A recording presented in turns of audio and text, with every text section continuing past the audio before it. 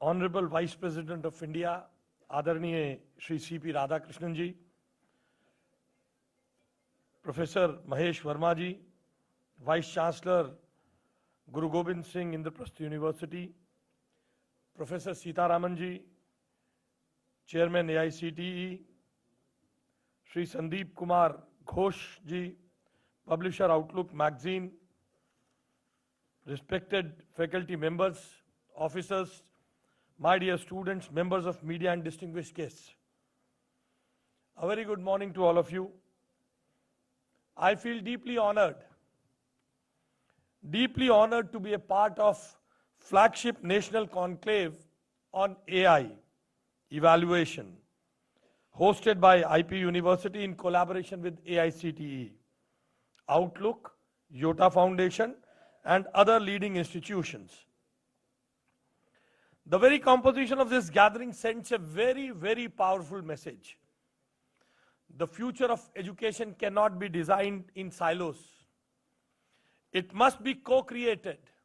It must be co-created by governments that set directions, universities that nurtures inquiry, industry that brings scale, and society that provides purpose.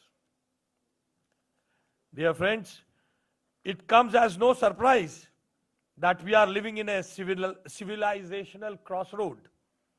Every generation faces moments when the tools it creates begins to rephrase, reshape the very fabric of society. For our generations, artificial intelligence is that force. It is no longer speculative. It is already transforming how we learn, teach, evaluate, govern, and decide.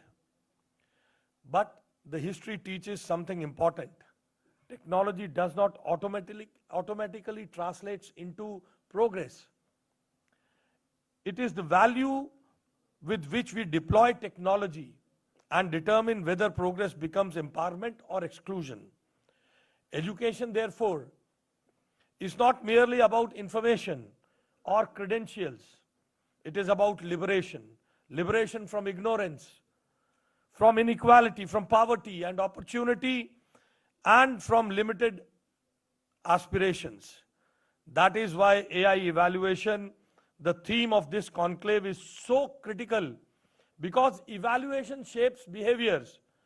What we choose to measure determines what learners prioritize, what teachers emphasize, and what institutions reward.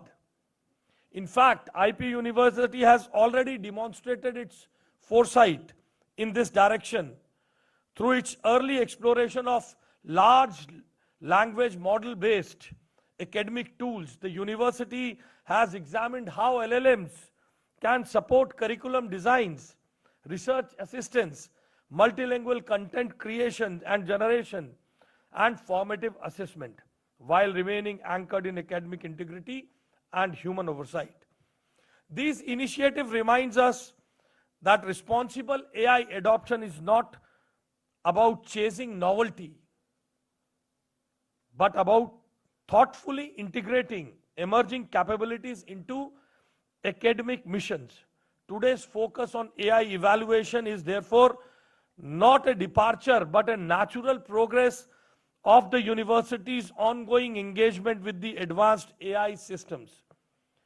But if AI redefines assessments, making it more diagnostic, adaptive, transparent, and humane, then it can truly transform education. Honorable Prime Minister Shri Narendra Modi ji has spoken of India's double AI. He has emphasized on India's double AI, artificial intelligence and aspirational India. When these two come together, technology becomes a force multiplier for national transformation. For Delhi, artificial intelligence is not about mechanizing classrooms or sidelining educators, as the concern is rising very fast. AI is about restoring the human purpose of education. In Delhi, for our government, AI is about restoring the human purpose of education.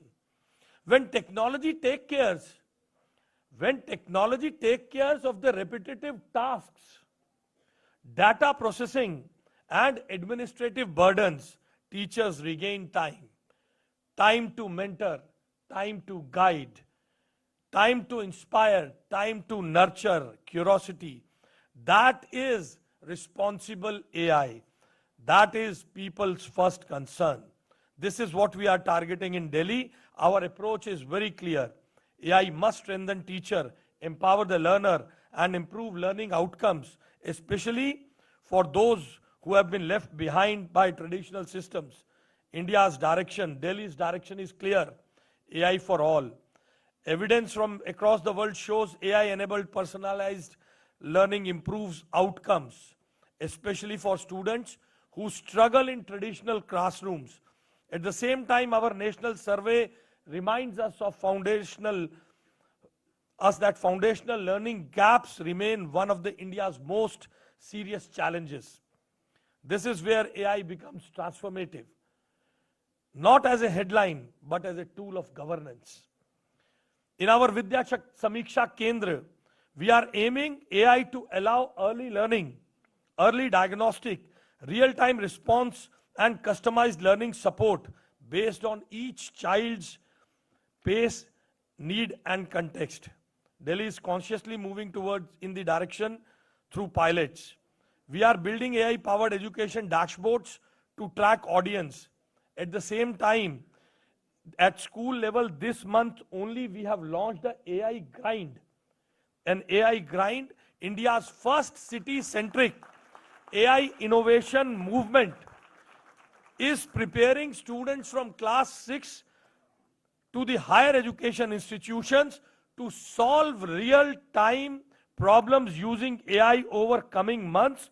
This initiative will reach nearly 5 lakh children, meaning thereby 5 lakh dining tables will be discussing, 5 lakh households will be discussing the use of AI for solving the problems, the day-to-day problems of the city.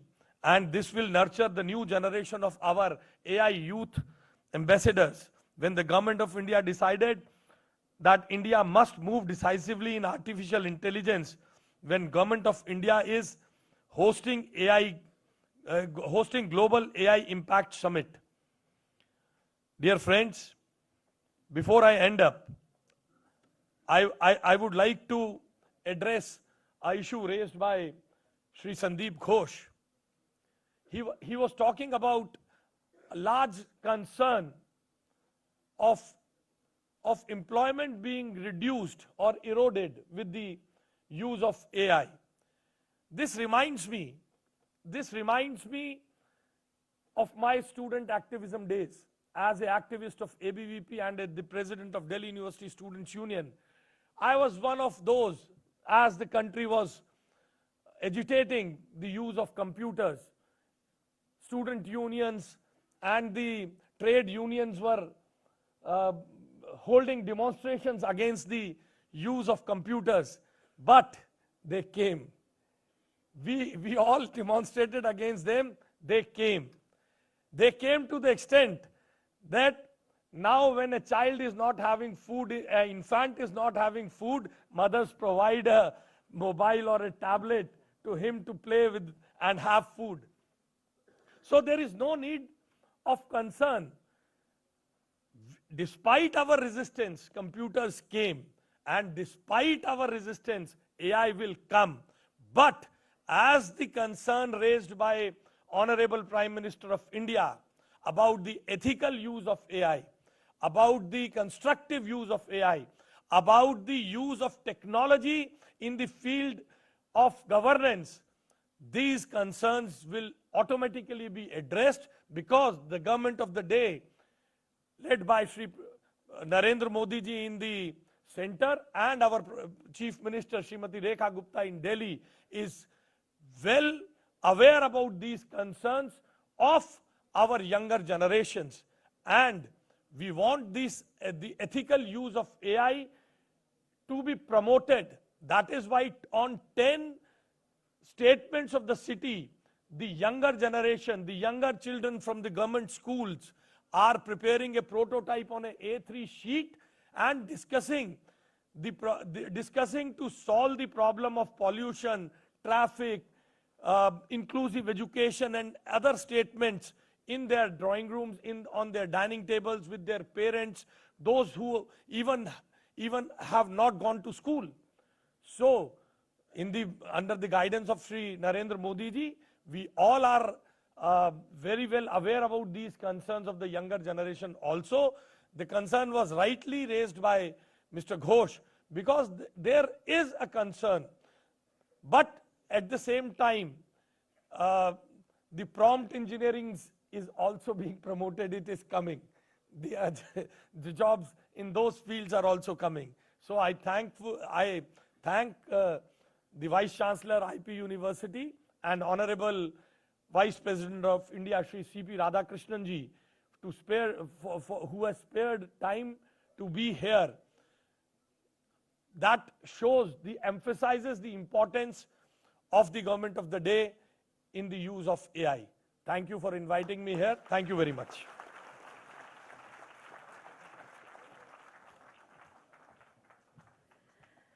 Thank you, sir, for those very, very inspiring words. Means a lot to each one of us. But ladies and gentlemen, this is that big moment that we've